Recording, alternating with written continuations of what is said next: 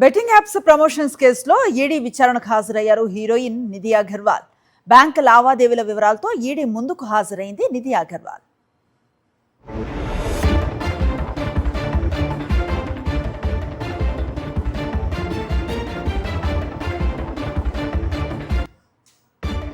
Betting apps promotions కేసులో ED విచారణకు హాజరయ్యారు హీరోయిన్ నిధి అగర్వాల్. బ్యాంక్ లావాదేవీల వివరాలతో ఆమె ఈడీ ముందుకు వచ్చారు.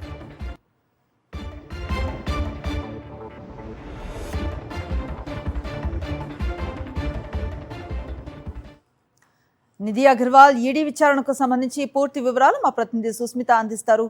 సుస్మిత, చెప్పండి.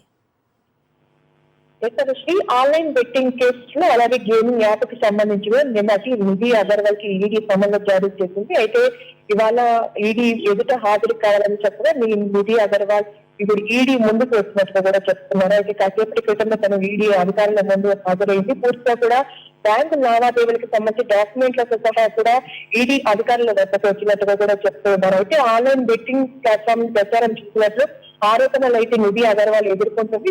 ఈమెతో పాటు కొంతమంది కూడా యాక్టర్లు యాక్టర్స్ కూడా ఉన్నారు.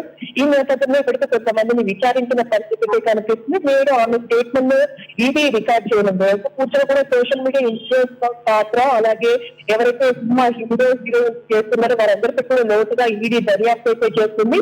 మనీ లాండరింగ్ కోణంలో కూడా ఈడీ విచారణ చేస్తున్నట్టు కూడా చెప్తున్నారు. అయితే మియాపూర్కి చెందిన వ్యాపారవేత్త ఫణీంద్ర శర్మ దాఖలు చేసిన ఫిర్యాదు ఆధారంగా కేసు నమోదు చేశారు.